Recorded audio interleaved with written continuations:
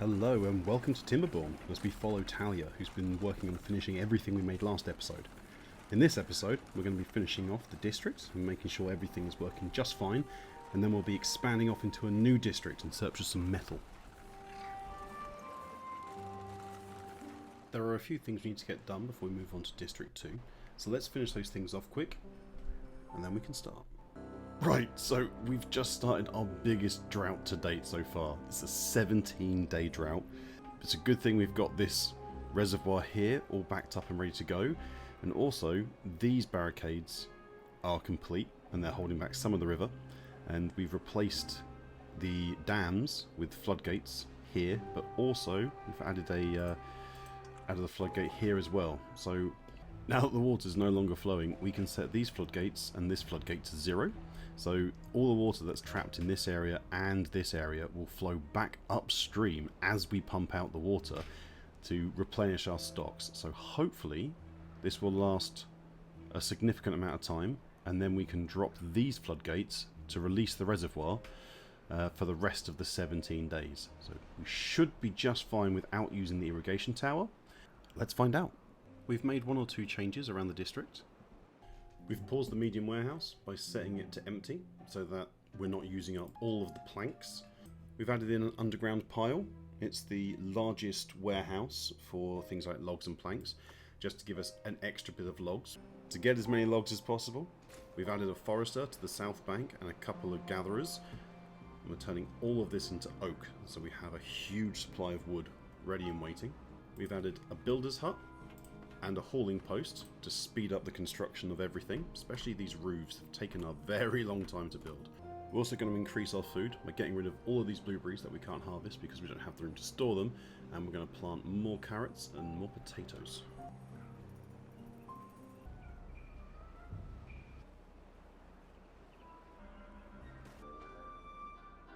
This efficient farmhouse I've reduced to 1 worker.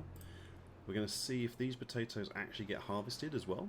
They've been neglected so far because these 3 workers can only work so much field, so with the added worker, if we still have neglected potatoes, we'll up it to 2 and then up it till 3 until all of the potatoes are harvested. We're also going to add in 2 more water pumps down here. We're hoping to get to a new district, and that district will have nothing at the start, so we're going to need as many resources as we can get from this district to supply the next one. Okay, it looks like we're getting about 7 days with the total river. So now we can block the river here and here so that we're not wasting water downstream, and open these floodgates at the top to let some more water in from our reservoir.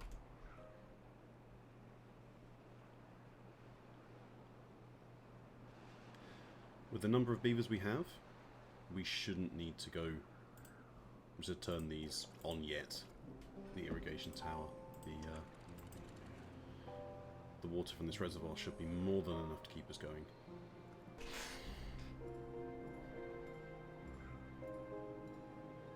Now that we've finished the floodgates at the very, very bottom of the river here, these dams are a bit unnecessary because the water will flow over those dams to hit this floodgate, but it won't be able to come back again. So what we want is essentially to use this entire area to flow back upstream when we need it. So we're going to just quickly get rid of these and replace them with something that allows the water to move freely.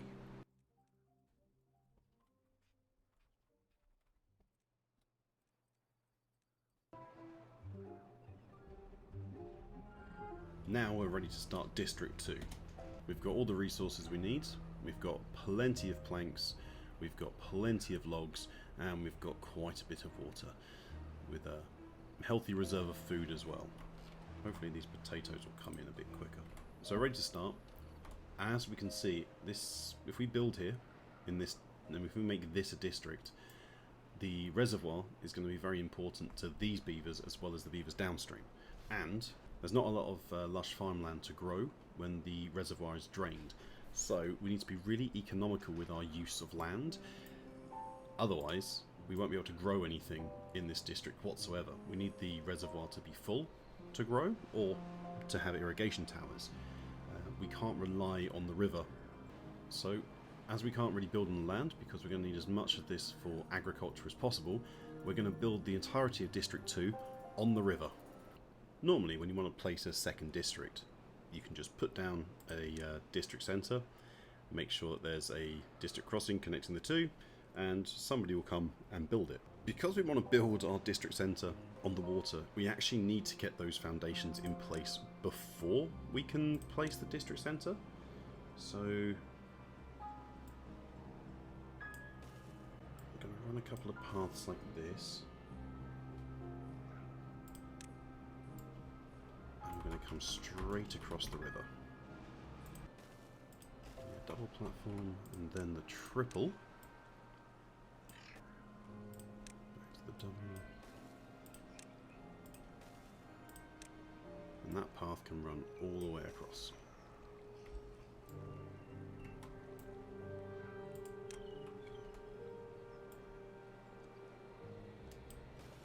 The district building is a 3x3. So have that in the middle, and need to get the heights right.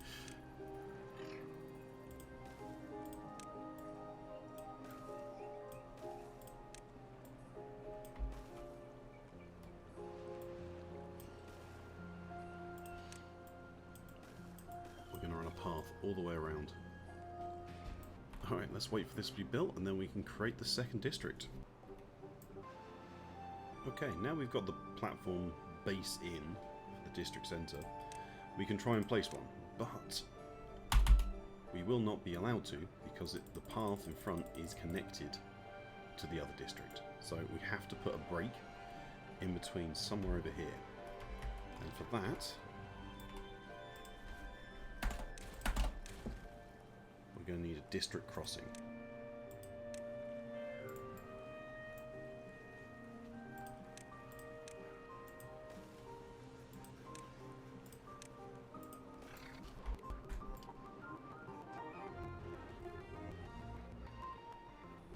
Now that we've got our district crossing in place, we can actually add the district centre in.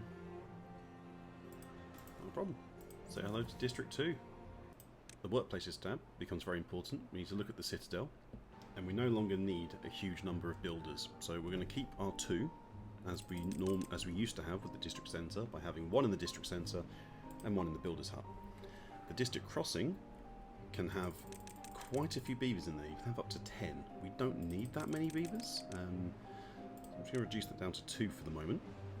The efficient farmhouses, we're still just about covering all of our potatoes. So if any beavers are sitting around waiting, we'll reduce that by 1, but I don't think we will. What we might actually do is just set one of these to potato. In fact, that is the closer one to the district centre, so you could be on none. The one that's slightly further away, the new one, this will set to potato. So if we count up how many jobs we've actually got, so we have 34 jobs, excluding the irrigation towers. These are set to a relatively high priority, so that beavers will come from the inventors or the hauling post to come and work here when we need them, and then they will return afterwards when we pause them. So we only need 34. So if we go to the immigration tab, what we want to do is we want to look at the Citadel and say we have 34 jobs that we want doing. So let's set the minimum beavers to 34. The children, we want all the kids here, so we can just set that to a high number. Doesn't really matter. In District 2, we currently have only a few jobs to do. We have builder in the district centre, and we have hauler in the district crossing. So we were looking for a minimum of, say, 4 beavers right now. What this means is that the Citadel will, if they have over 34 beavers, they will start to move to District 2. And as the kids grow up, some beavers will come across, and we can increase this number as and when we make some jobs. With the district crossing, we need to set up our imports and exports. So if we go to Manage Distribution, we're in the Citadel right now, and these are the export thresholds. Right now, they're all set to 0%. So what that means is that they will share absolutely everything that they have with other districts. They'll hold nothing back for themselves. What we want to do is maybe limit that somewhat. That would be never export, as the bar goes all the way to the other side, and this is always export. So I think we're going to hold back 25% of berries for ourselves, we'll hold back 25% of the logs for ourselves, and 25% of the water for ourselves. This is emergency food rations, water, and some emergency building. We might do the same for planks and gears. Everything else can be exported, not a problem. If we come around this side, now we're looking at District 2. The export we don't mind. There's nothing to export yet. We don't have anything. What is important are these three symbols here. These are the import buttons. So the first button says do not import. Never take this from another district. The second button is import if needed. So if there is a workplace demand, as in we're trying to build something that requires logs, then it will import logs. If we have a log storage, it will import logs to fill the storage. If we click here on always import, what will happen is that it will draw that particular thing to the district crossing, and the district crossing will actually stock it within itself, so we can actually preempt. So something important like logs, we can set to always import. Let's just set everything to import if needed first. So water, always import. Don't wait until we need water. Bring it, store it in the district crossing. Logs, store it in the district crossing. Planks, store it in the district crossing. And we're going to say berries, store it in the district crossing. In fact, we'll do that with all the foods. So carrots and potatoes, store it in the district crossing. Just bring some right now, have it available for the beavers when they need it. This will ensure that there's always some things here ready for us. Later on, we're going to want to switch these back once we've set up our own storage here, so we only import what we need. But right now, we want to get a head start on the essentials for the new beavers in the new district.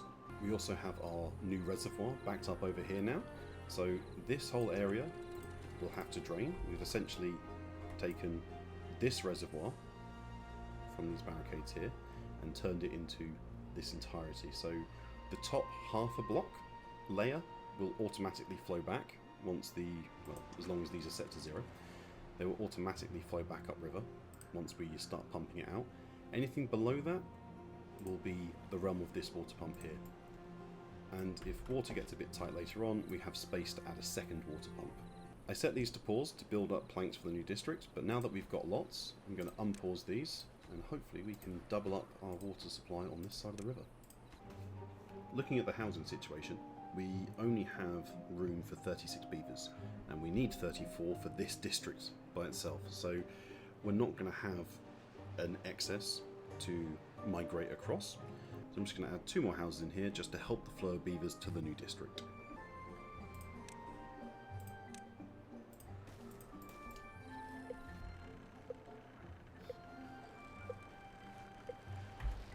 As we can see, the next flood is about to start on day 5, so we're only going to have 8 days of the river flowing before we have to deal with longer and longer droughts. As we can see, we don't actually need any beavers to be working in the District 2 side of the district crossing for it to work. If we look at the other side, we have the 2 beavers from the Citadel who are delivering goods, and they are being stored in the internal storage of the district crossing. So we can see without any beavers, we still have all of the materials there that is available for our solitary beaver in the district to come and collect, to eat, to drink, and to use to build. If we look at Trezon's stats here, he's starting to get negative well-being from lack of shelter. So let's plan some shelter for the new beavers in this district.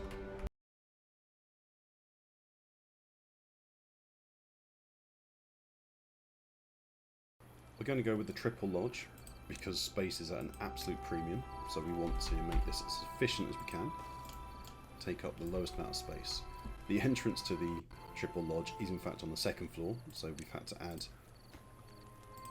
a platform that reaches up and a path to reach the front door. The district is going to need some storage options.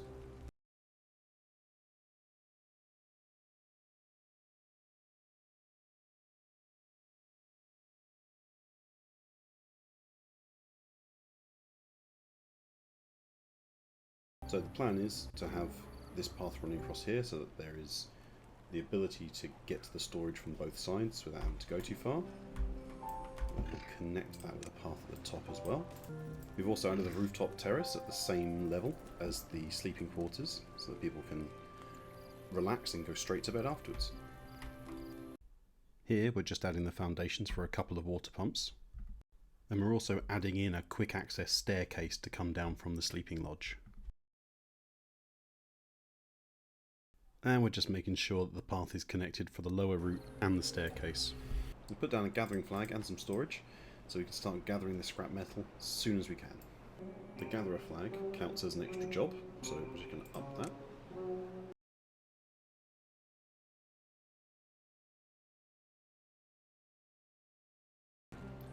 The river's dried up, so we're going to set these to height of 1. And we're going to let some more water in from the top.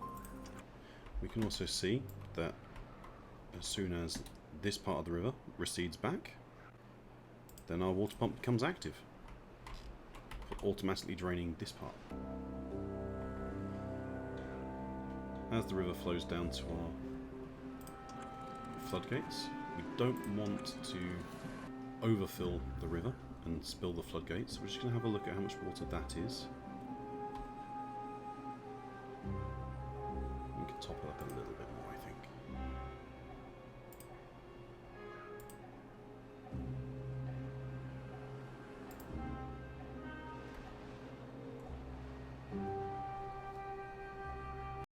Now that the drought is over, we've dropped the floodgates here and here to 0 to make sure that the water can flow freely. And we can see why we've replaced the dams with platforms. The platforms allow the water to flow back and forth very freely, whereas the dams will block here and slow the river down. It's actually pushing the water not through this way, but channeling it this way, the path of least resistance. So while we have a pool here and a slight overflow, this area will not fill up effectively.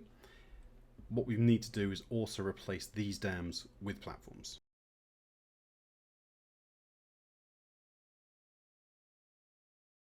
Once they've been replaced, this will allow the water to flow freely back upstream as we pump out water at the top, which will allow these water pumps to come back online as well. To finish today's episode, we're going to put the basis of a sustainable colony in District 2. We're going to add some irrigation towers in appropriate places. So we're going to place that one here. We'll place a second one here. We'll place a third here. And we'll place the fourth there. This should give us a very large coverage of the area so we can grow anything we like. We're going to add an efficient farmhouse that covers the entirety of this side of the bank, and a forester on this side of the bank that can cover most of that area. We're going to cut it out here with most of the basic elements finished. Join us in the next episode to expand out the production area and finally start processing some metal.